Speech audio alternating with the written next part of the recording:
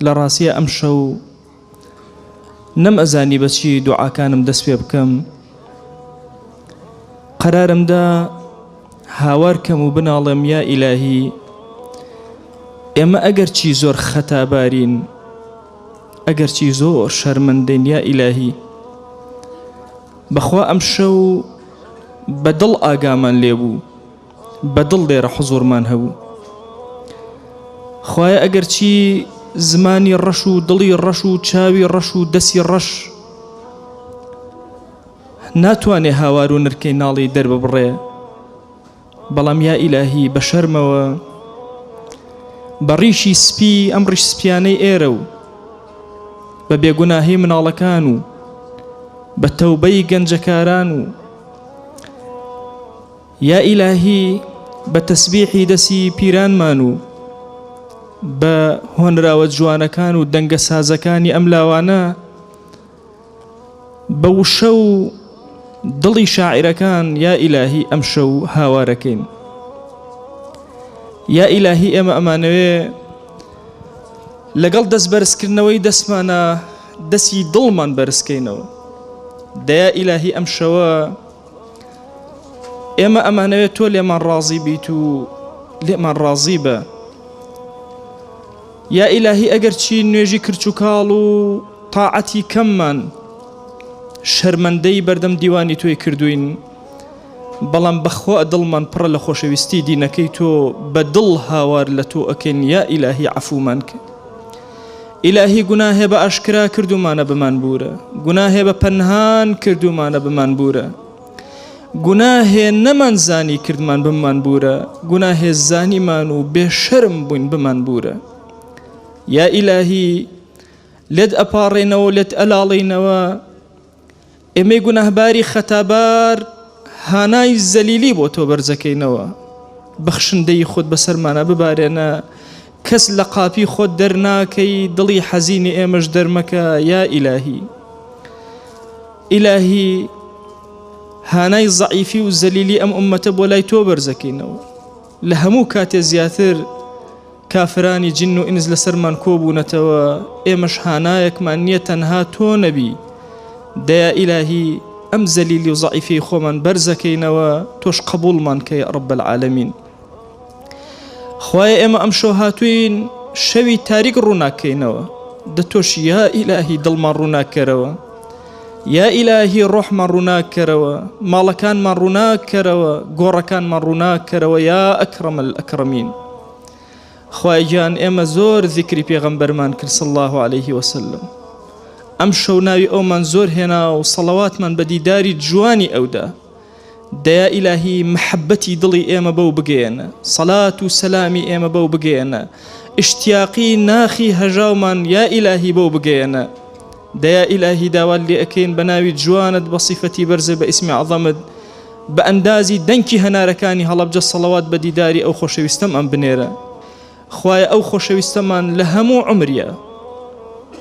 یا ئیلاهی لە هەموو نوێژێکە لە هەموو تاعەتێکە لە هەموو دەستبەرزکردنەوە و دوعایەکە هەرچی داوا لێ کردو یا ئیلاهی ئێمەی گونەهباریش داوات لێ ئەکەین و یا ئیلاهی پێمان عەتاکە یا ئیلاهی داوات لێ ئەکەین هەموو ئەو شتانەی خۆشەویستمان پەنای پێگرتووی ئێمەی گونەهباریش پەنات پێ ئەگرین و پەنامان بدە لێ یا ڕەب العالەمین یا ئیلاهی داوات لێ ئەکەین بە ناوی جوانت بە صیفەتی بەرزە بە ئیسمی عەظەمت لەو کاتێک کە ڕۆحمان ئەکێشرێ یا ئیلاهی هەموو ئەوەی کە هەمانە و کردومانە یا ئیلاهی هەمووی ئەبەخشین لە پێناوی کەلیمەیەکی شەهادەتە یا ڕەب العالەمین یا ئیلاهی داوات لێ ئەکەین لە سەرە مەرگمانە بمان گێڕە لەو عەبدانەی بە دڵێکی ساغ و زمانێکی ڕاسا هاواری لا ئیلاهە ئیلا الله محەممەد ڕەسوڵ الله ئەکەن یا ئیلاهی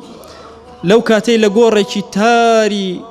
زۆر ناڕەحەتە بەجێمان ئەهێڵن تو گەورەی خۆت بێ ئەنیسمان مەکە تۆ خۆت ئەنیسمان بە یا ڕەب العالەمین یا ئیلاهی بەخوا ئەگەر چی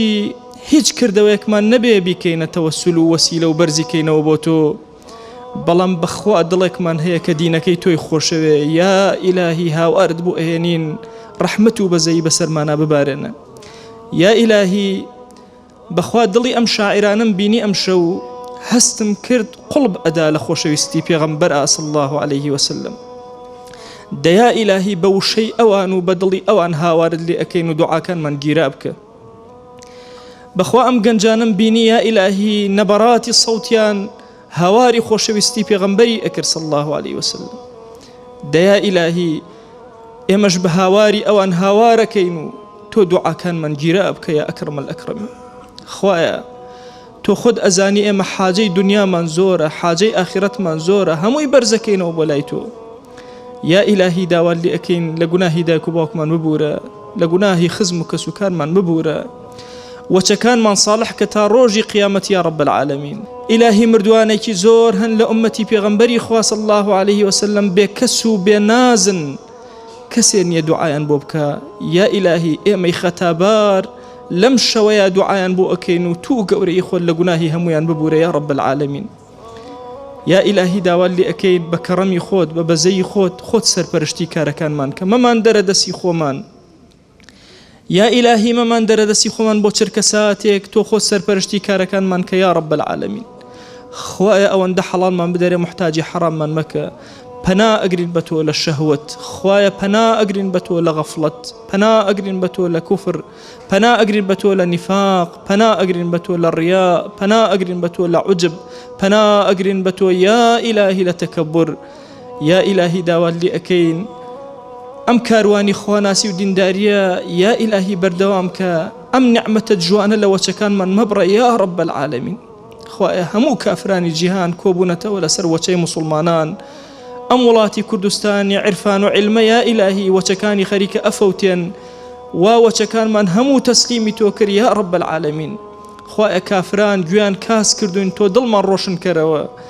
یا ئیلاهی دڵی لاوەکانمان ڕۆشن کەرەوە، یا ئیلاهی دڵی لاوەکانمان ڕۆشن کەرەوە. یا ئیلاهی داوات لێ ئەکەین بە ڕەحمەت و بەزەی خۆت چۆن ئاوا لەم شوێنە کۆبووینەوە ئەوە لە بەهەشتا لە خزمەتی پێغەمبەر صلی الله عليه وسلم کۆمان کرد.